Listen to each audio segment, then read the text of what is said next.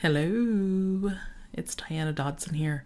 And yeah, this is my second go at guest hosting. Um, and it was like really super different from the last.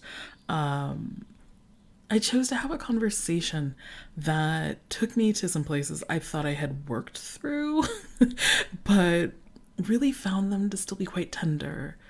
Yeah.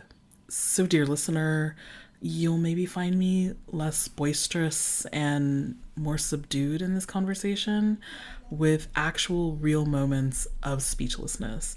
So, you know, these are the conversations that I really love. I love them because they're deep, because sometimes they're uncomfortable, but ultimately they are rich with learning for myself and hopefully the people I'm having conversation with. So I hope you enjoy. Okay, we're recording We and are. we are recording. And I'm like really excited. I think I'm always excited when I do podcast episode recordings um because it's fun and I enjoy this. But I'm really enjoying these ones and I have another guest today. Um and I'm really excited about this guest because I think we grew up together as far We as did. like fat business is concerned and We did. like that's really exciting to me. Mm-hmm. So, hey, guest, Hi. hey, tell us who you are. I'm Kristy Fassio. Hi, Kristy Fassio. What do you Hi. do, Kristy Fassio? Oh goodness, that's a question. Um, I do a lot of things. I crochet, Mm, I cross stitch. really? I'm not sure that's what you were asking, but No, but that, I mean, man, I haven't done cross stitch in a long time. I picked it up in the pandemic again.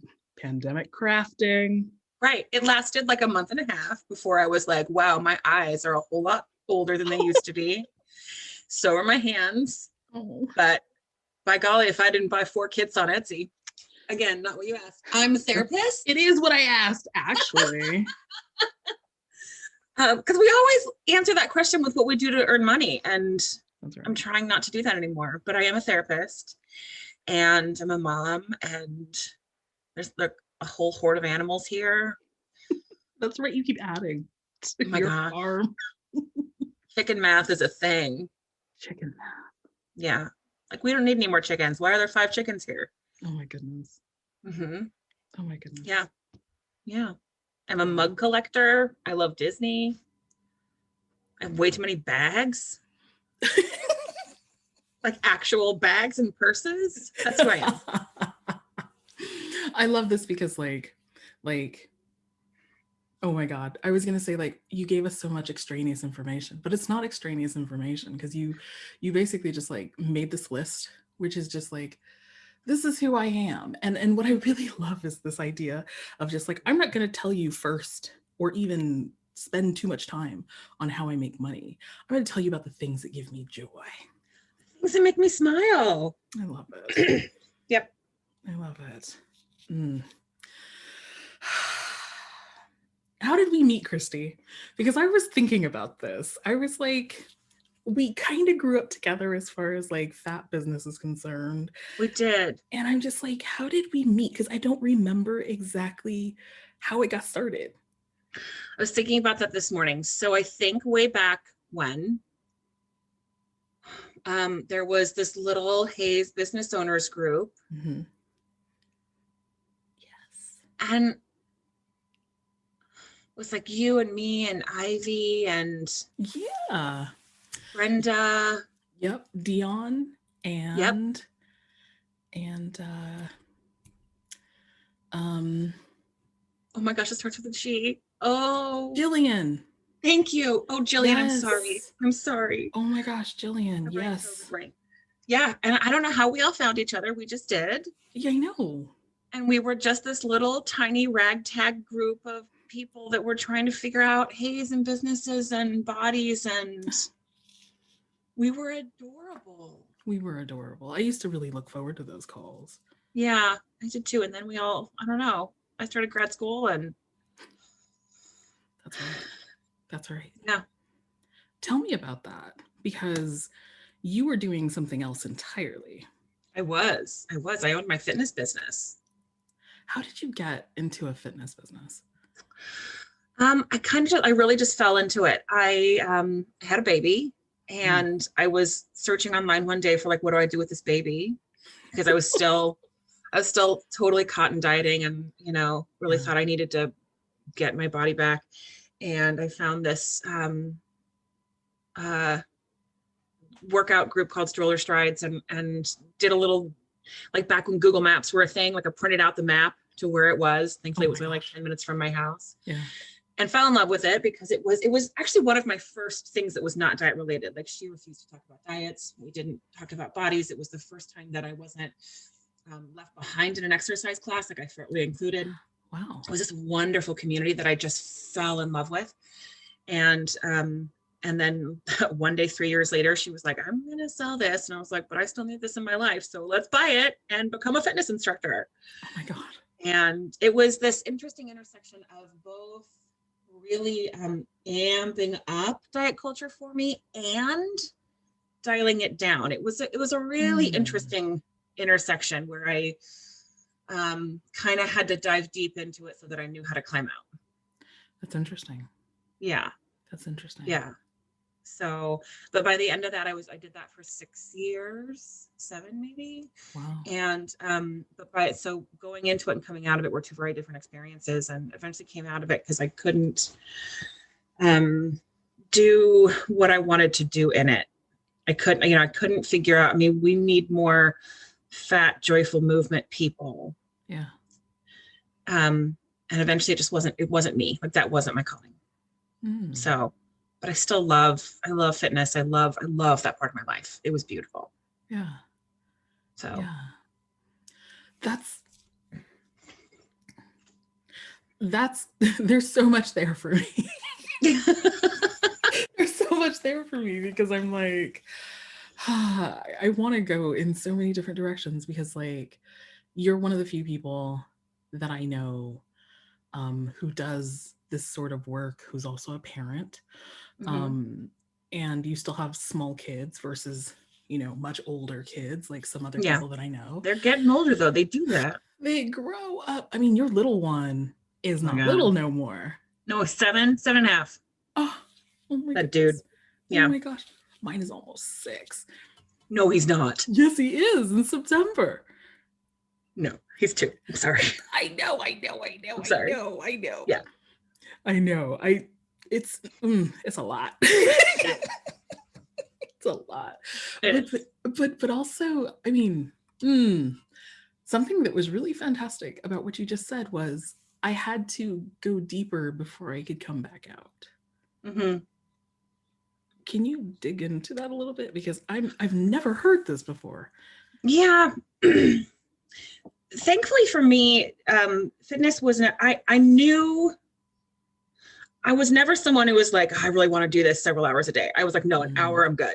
Like, I really never wanted to go past that. So I think that was my saving grace, is that I was still just like, here's some boundaries. But I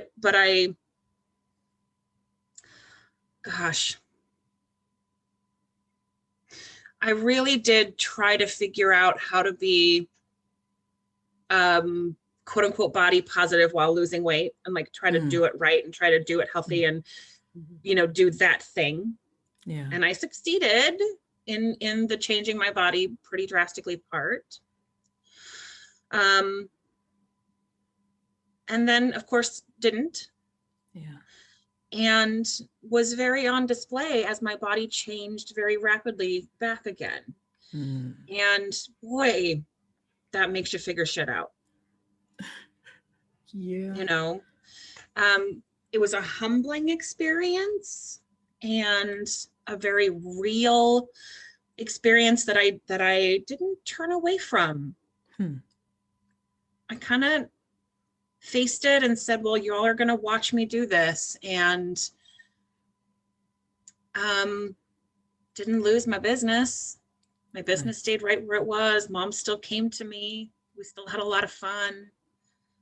It felt very real to show this is what happens when we try, and that there's no failure in this. This is what happens to bodies, and it's okay. We can embrace this, and we can embrace this change, and we can come out of this okay. If any of that makes sense. Oh, it makes so much sense. Yeah. And it feels really good, because like after you have that baby and your body changes like it does, because there's nothing you can do about that. Nope. Like the only messaging, like the prevailing messaging is just like, get your body back. And I'm like, oh yeah, well, my body's still here. It didn't leave me. Yeah. Yeah. We went through this together. Yeah. And I love that commitment that you had, to where you were just like, yeah, this is just what's happening. It's what's happening. Yeah. And yeah, that's got to be hard. Yeah. I was on full display to all of my clients, and really to the national. I worked for the national office for a year. So, I mean, I presented at the conferences. I'm not someone who hides. I really like to be on a stage. I always have. So everyone watched my body go all the way down, and then everyone watched my body go all the way up. And wow, I could be ashamed of it or not. That's right. And this time I chose the not. That's gorgeous. I love it. Yeah. I love it. I mean, if only more people could bravely make that decision. And I understand that it's not an easy decision to make, and everybody's situation is different, but to be on a stage where essentially, I mean, it's about fitness, and that's so tied to body size, where you were able to stand up in front of that and be like, I'm getting bigger, but I'm still doing fitness, and it's okay. Yeah. And I think I was pretty good at it. It was fun.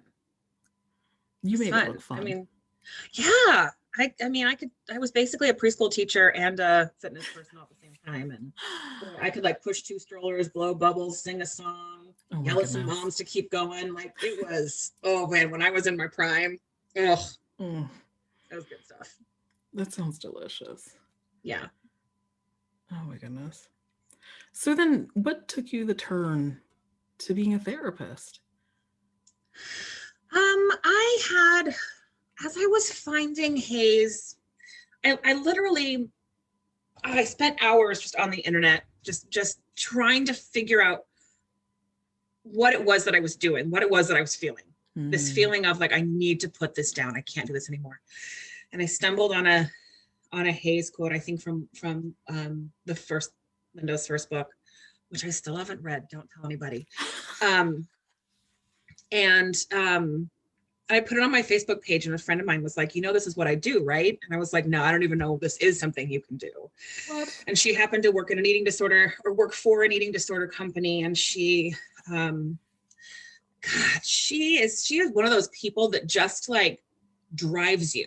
She's like, no, you are in my passenger seat now, and I am taking you places. And I'm really, really glad I let her take me. And so she invited me to their centers just to look. And she started inviting me to trainings, and and I just kept saying yes. And so I just kept learning, and I was like, oh my gosh, this world. And she was the one who introduced me to my first therapist, who happened to be Health at Every Size. Thank the Lord. Yeah. So she really just got me on this ball, and I realized that this is what I've been doing. I think I'm just kind of a natural listener, and so it was a really easy transition. When you're working with moms and you get to be there in that, like, just that beautiful moment when they become moms and when they're trying to figure out who they are as someone who's now in charge of human beings. Oh my goodness gracious, yes. And when there's this non-judgmental curiosity that has to come into play if you're going to be warm and welcoming. So it was a pretty easy transition for me. Wow. Yeah. That's super interesting, because I feel like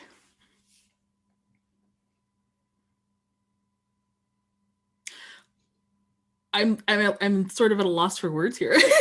And that's really abnormal for me. I just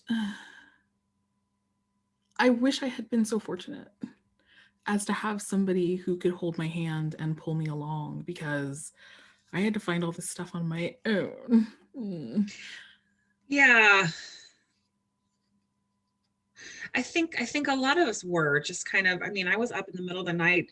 I found Isabel Fox and Duke and Yeah. just trying to find, what was this, like 10 years, 12, I don't even remember. Like just it took a long time. Yeah. Right, to figure all this stuff out. And I'm just so lucky that the people who found me happened to be people like you. Yeah. Sometimes serendipity happens, right? Yes. I love it. I love it. The universe is looking out for us. So you've actually started telling us a bit about your fat story already. And you know, that part where you're stumbling into fitness for moms and like, you know, challenging the status quo. What else can you tell us, or do you want to share with us about your fat story? You know, it's interesting because part of me wants to say I was always fat, and subjectively speaking, I thought I always was, but I look back at pictures and I'm like, what? But, you know, but I can look back at as a 40-year-old at what I looked like when I was in junior high and think, that's not fat. But in junior high, when everybody else is tiny, you know, so it's like, it's that thing of your body size changes no matter what room you walk into. And let's just say I was never the same size as those around me. Yeah. And had a dad who was really focused on fitness and always on a diet. And my mom was too. I can kind of track food wise what we were eating based on who was on what diet. And oh my gosh. But you know what? I had the most magnificent fat grandma in the whole entire world. And I have this picture in my head of like her body had to be that size because that's the only way she could house all the love that she had for her kids and her grandkids. And a lot of my fat journey lately has been recognizing that I have her body. And who am I to be like, why would I not want this body because it was hers? Why would I not want her hands? Why would I not want the amount of love that she put out into this world? Oh my gosh. You know, I cannot knock her body because it was the body that that loved me more than probably anybody else ever will. So that was a huge recognition for me that it gave me this like anchor point in fatness of it's not just my body, it's these other matriarchs in my family who, and her sisters were the same way. They all had the same body. Like my great grandma, I just come from this long line of like strong fat women. And these were the women that I would literally sit at their feet and listen to them talk and just watch them love their family. So why would I not want to be that? Oh God, that's so beautiful. That's so beautiful. I love that. I really love this reframe that you have and this, you know, this like bringing home what your body means to you, because I'm really a big fan of, well, I'm a big fan of reclamation of things, but basically like fat is not about a bad word inherently. Right. It's just it's how we have assigned this morality to it. And I'm like a big fan of like trying to remind people that we also use the word fat to explain and describe like some really amazing things. Yeah. You know, it doesn't have to be bad, and it doesn't I mean, it's not bad. It is so good. Fat is so good. Yep. I love that. Thank you. I'm just like in my head right now. I'm just like, oh gosh, because like just thinking about just like love, abundance of love, and like warm hugs and comfort and Yep. there was a slowness about her that I think just let us spend more time together. Yeah. Because we would sit, we would talk, we just existed together because we didn't have to be going. Yeah. We weren't working out, we weren't on walks, we were just with each other. I love it. Yeah. I love it. Aw. I Aw. I know. It tells me a lot actually about you, just hearing this story about your grandmother and this relationship that you had. It gives me like this nice little rich background that explains a little bit more about like why you come across the way you do. And I super appreciate that, because I've always found you like super, like really just loving and caring, and like I think that's really awesome. And I mean, I'm also like really excited about it because I remember, I remember like, just like we were on we were on one of these mastermind calls with the group of folks, and I had like stepped away because I had to pee, and I came back and I apologized that I had stepped away, and you were like in tears, but I didn't catch that. I didn't see it because, I was like basically apologizing before I had looked at the screen. And I had said that I was pregnant, and you like stopped mid sob and was like, "Oh my God, I'm happy now." And I was just like, I was like, I was just super floored about that. And I will like, I remember that now, like, all this 6 years later, because it was like a big deal to me that like somebody that I mean, I knew you, but like I didn't really know you and you didn't really Yeah. know me. You could Yeah. be so happy and have so much joy for this thing that was going on with me that had nothing to do with you. And Oh, that but always, babies. Oh. I know you were so excited. And I was like, this is a good person. I'm glad to have this person like in my sphere. Yeah. Yeah. Oh. So I love that you remember that. yeah, I mean, how could I not remember that? That was awesome. It was so awesome because I was like, I just know so many people who cannot have joy for others unless they themselves are in a joyful place. And you were not in a joyful place, but you were still able to have joy for me. Oh, joy for mamas and babies is like what I do best. Oh my gosh. It's my favorite. Love it. I love it. Okay. We haven't wasted time. We haven't wasted time at all. I'm just like, there's just something I really want to talk about, and Let's do it. and I'm like, oh, but I really want. I mean, but like all these other things have been super exciting, like nice little gifts that have like jumped up in the conversation, and I'm just like, oh, I'm really enjoying this. This is so nice, so nice. But Kristy, Yes. the main event. Mm-hmm. Because, okay, again, we sort of grew up in fat business together, Yes, we did. but we also have kind of gone on a parallel journey with our identities. Mm-hmm. So yeah, let's talk rainbow talk. My other favorite thing to talk about. Oh my gosh, mine too. See, this is what I forget about podcasts is no one can see how much we are just like grinning ear to ear right now. I know. Oh my God. Yep. Oh my gosh. So Where hey, you want to Queerdo. start? Hey, Queerdo. Yep, that's me. Oh my gosh.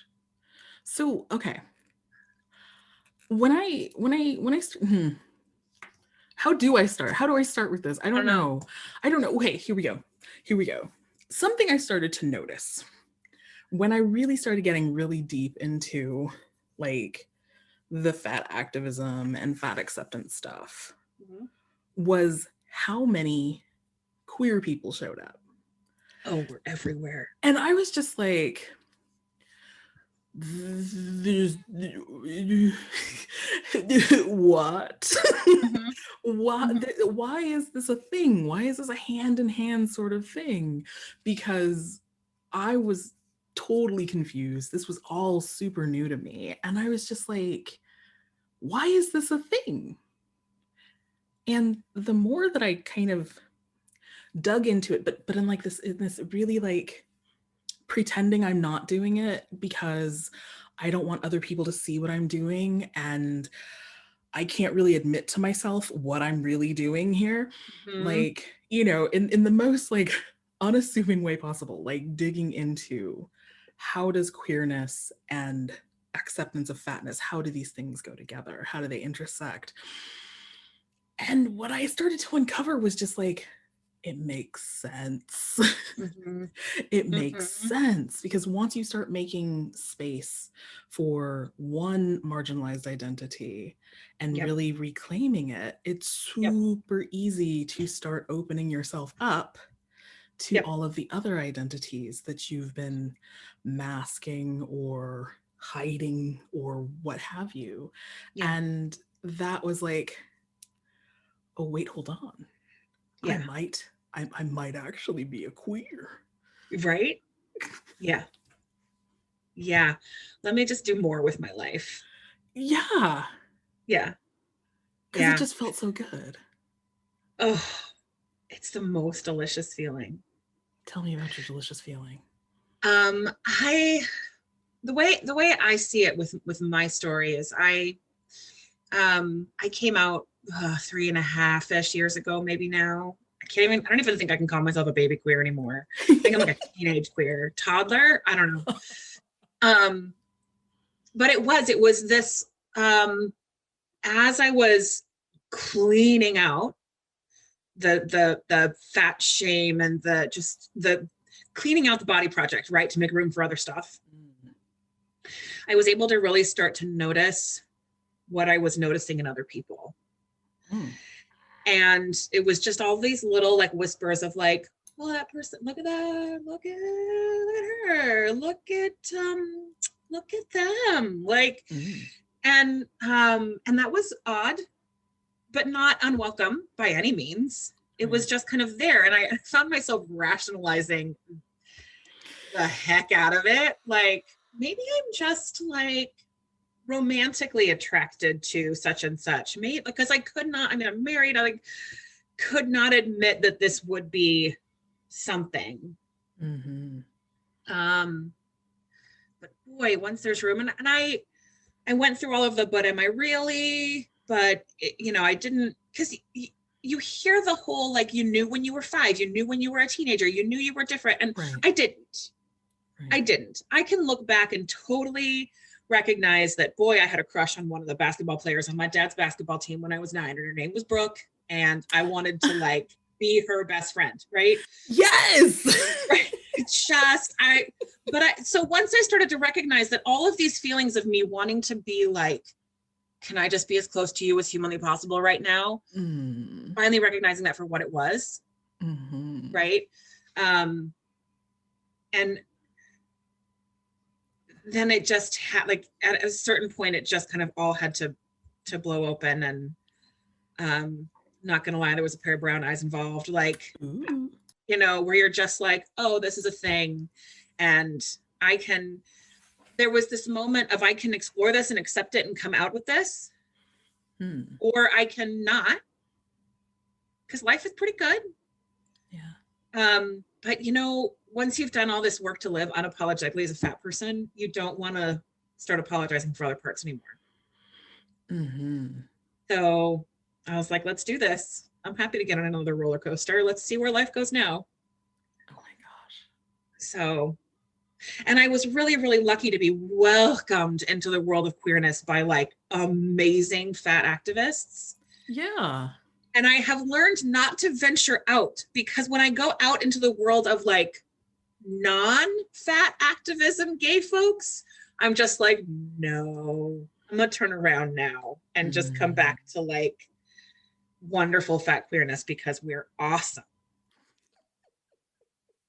We're awesome. I love that. I love that. It's funny because like, so I came and visited you when I You was there in the did. States. We had a lovely little time. I was so upset that we couldn't have more time. I know. But like, I feel like we played a game of like, you know, that thing from when you were young that you thought was this thing? No, actually, It's so not. gay. It was Yeah. so gay. You know, So and it gay. was Yep. Yep. I bring out pictures of myself from college, and my friends are like, Kristy, who didn't tell you? Who did oh, not tell you you were oh. gay? And I'm like, no one told me. I've got this like short haircut, and I'm wearing like cuff jeans, and they're the cutest pictures, but everyone's like, oh, I see it now. And even my little sister was like, oh, this makes sense. I always knew there was something about you that I couldn't put my finger on, and this is it. Oh my goodness gracious. Yep. You know, and that's the thing that's really interesting to me is like with my experience, like I had the same thing. It was just like there were like other girls in school where I was just like, I just need to know everything about you. I need to be your best friend. I just want to spend all my time. I want to brush your hair. Can I brush your hair? You know, like it just like this kind of stuff. But I didn't recognize it because I didn't have a model for it. Correct. You know, it's like I knew, like, you know, I watched 90210. I'm 41. Yeah. I watched 90210. I loved that show. You know, have they remade that? I feel like they've remade that. They remake everything. But Yeah. the original, I watched the original.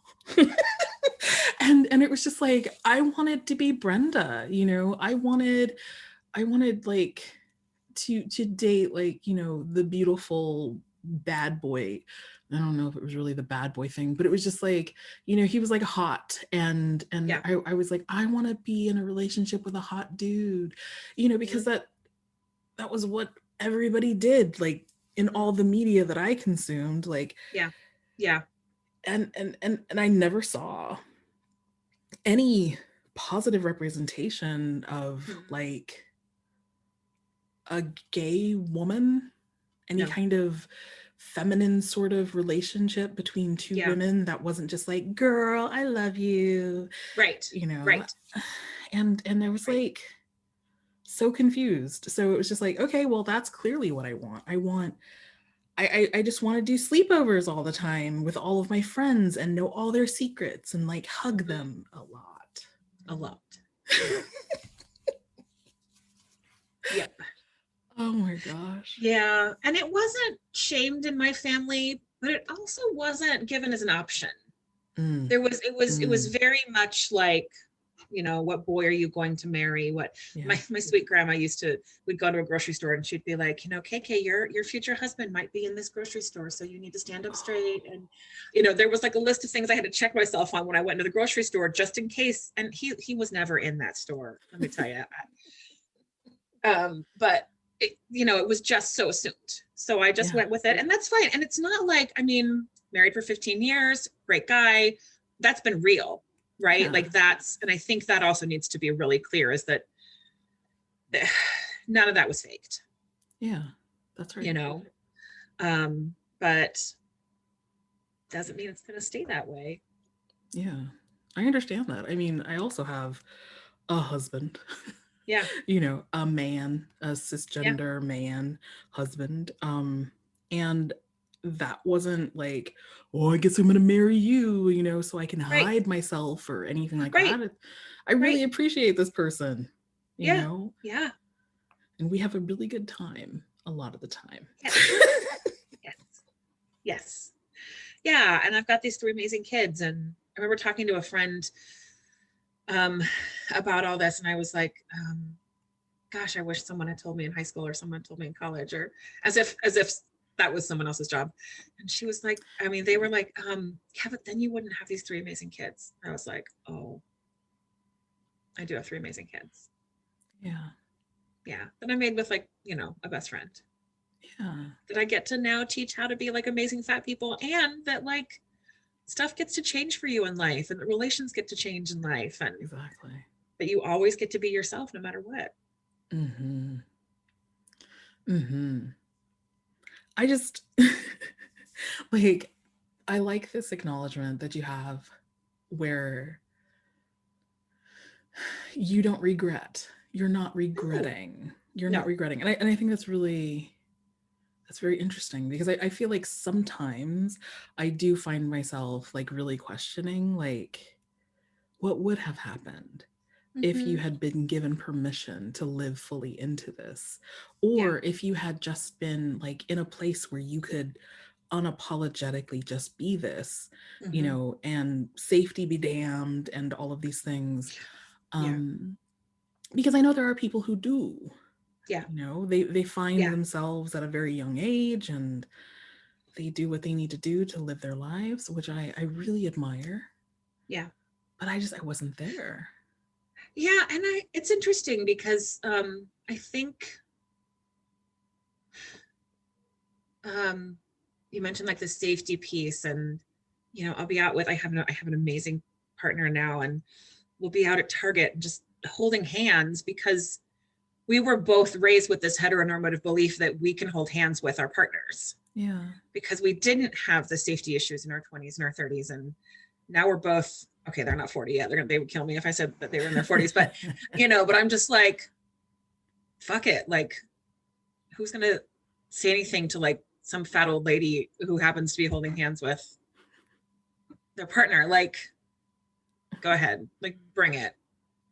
I got 3 kids, bring it. Like, there's some perks, right? There are some things that I choose not to worry about because I never had to. Like, that's privilege. Yeah, for sure. That's privilege, but for sure, I'm not holding hands with someone.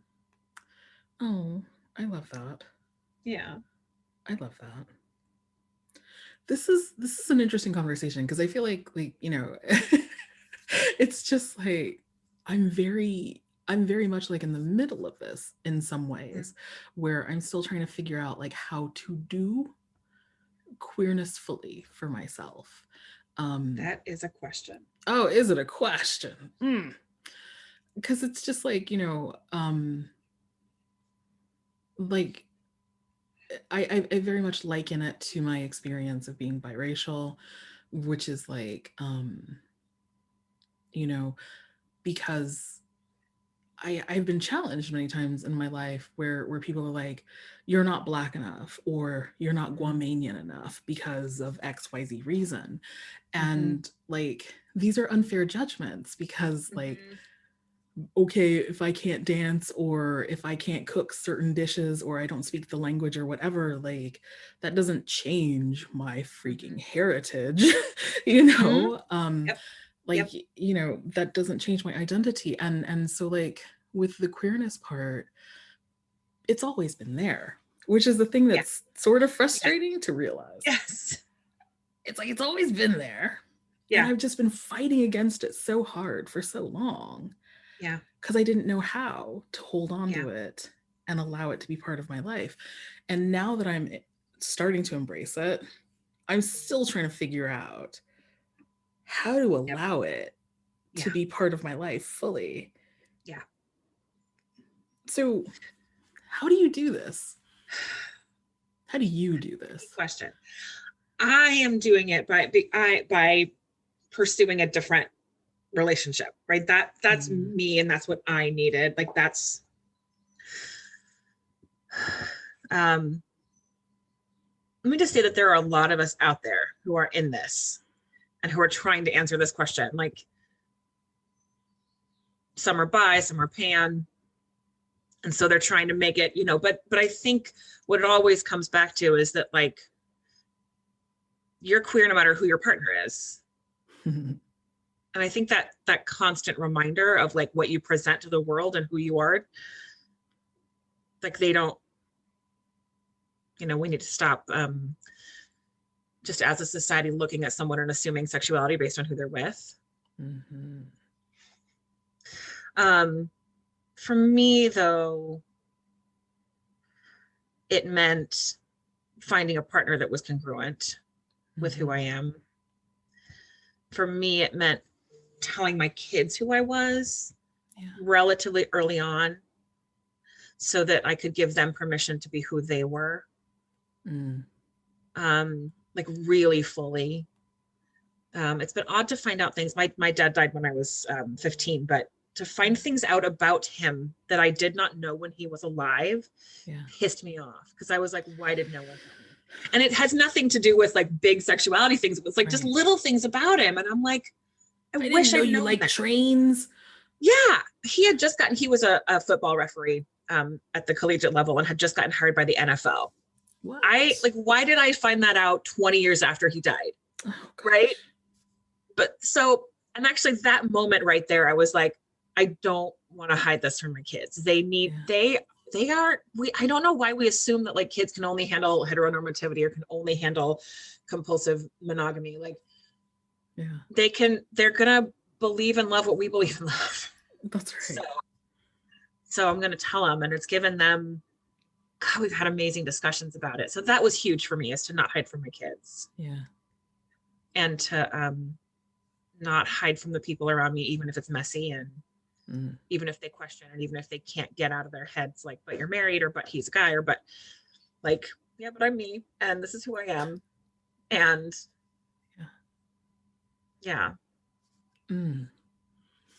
I really love those questions. Like, but wait, you said you're queer, but you're married to a guy? Yeah. And honestly, I think I was the only one that was asking that question of myself. Yeah. So many other people were like, oh yeah, me too. Like, that was the funny thing. It was like, when I started coming out with it, people are like, oh yeah, me too. And I'm like, what? Oh my gosh. I think I know more gay people now than straight people. Like, I just, and the people haven't changed. It's just that I think once we start getting permission to be ourselves, and getting the permission to be like, oh yeah, actually that's me too. I just never known how to talk about that because I assumed nobody else was also queer, married to a guy. Mm-hmm. And we all make different choices. Some are like, nope, totally happy. This is exactly what I want. Some are like, do I want to try an open relationship? Do I want to try poly? Do I need a divorce? Like, options. But we don't talk about it because we don't talk about divorce. We don't talk about poly. We don't talk, like, there's just. I'm writing down the word options. Options. Because that's the thing, right? Like, living underneath an oppressive culture. Yes. You know, capitalism, patriarchy, sexism, just all of these, you know, systems, they give us a box and they say, neatly fit yourself into it. And whatever doesn't fit in, cut it off and discard it. And so you don't have options, you know. You have a path that's laid out in front of you, and it doesn't matter if you're happy or not. Go do the path. And by finding ways to unlearn the conditioning, to be able to see further than what is given you, gives you options. Yeah, I had to unlearn everything I thought I knew about marriage, everything I knew about relationships, everything I had been taught about divorce. I had to just unlearn stigmas in all of it. Wow. In all of it. This journey toward making space for yourself and taking up space never ends, does it? Ever. And that's the exciting thing. I had a client once ask me, she said, Kristy, if I'm not thinking about food all the time, what am I going to think about? And in my head, I'm like, everything else. Like, you don't even know what else is out there when you're not saddled with thinking about making yourself smaller at all times. Probably for a partner that you don't even want to be with. Like, let's be clear. Right? Like, maybe even for an entire gender you don't want to be with. Like, there's just this, like, I just giggle to myself, and we revisit that conversation every once in a while as she has like expanded her world, like beyond everything. We giggle about that because she was like, remember that one time I asked you? I was like, yeah, I remember. That's right. Yeah. Well, I mean, you don't know what you don't know. So it sometimes gets really exciting Yeah. When To you give get yourself there. the chance to find out what you don't know. Oh Oh, yeah. it's amazing. Oh my God, Kristy, we could do this. Oh, there's so much more. There's so much more There to is. discuss here, and I just wish we could keep going, and I know we Told ya. can't.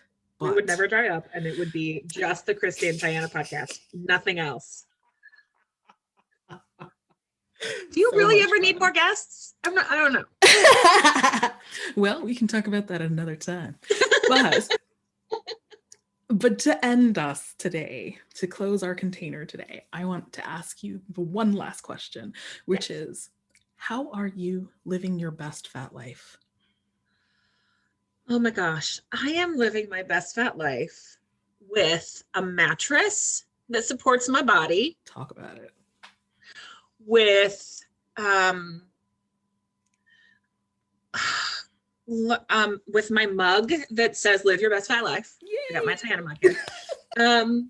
Honestly, like finally figuring out that I can find things that support my fat body. I don't need to, I can use shoehorns, and I use a step stool to get into bed because my bed is really high. And I bought new pillows. Like I am supporting my fat body, like kind of unapologetically. Like this is what I need. Love it. That's how I'm doing it right now because I'm in my 40s and that's what we got to do. That's what we got to do. Yeah. And I'm also just like learning how to let other people enjoy my fat body. How's that? Oh, that's beautiful. Yeah. That's beautiful. Oh my God, Kristy. Thank you so much for coming on and having this conversation with me. It's been so good. It's been so good. Wonderful. Thank you for having me. Oh, bye. Bye. I think Kristy's pretty awesome. And I hope you also think Kristy's pretty awesome too. So if you want to follow Kristy around the internet and learn more about her and her work and her fat extremism and advocacy that is so necessary in this world, then you can check her out on Instagram at redhead fat lib warrior, so you can check out her cool hair transitions and like her lovely family. And if you're more interested in just her work, her counseling, you can check her out at Firefly Counseling on Instagram, and that's where the good stuff, well, the fat lib good stuff is really happening. So yeah, thanks for listening. I hope you enjoyed, and I hope you're living your best fat life today. Have a nice one. Bye.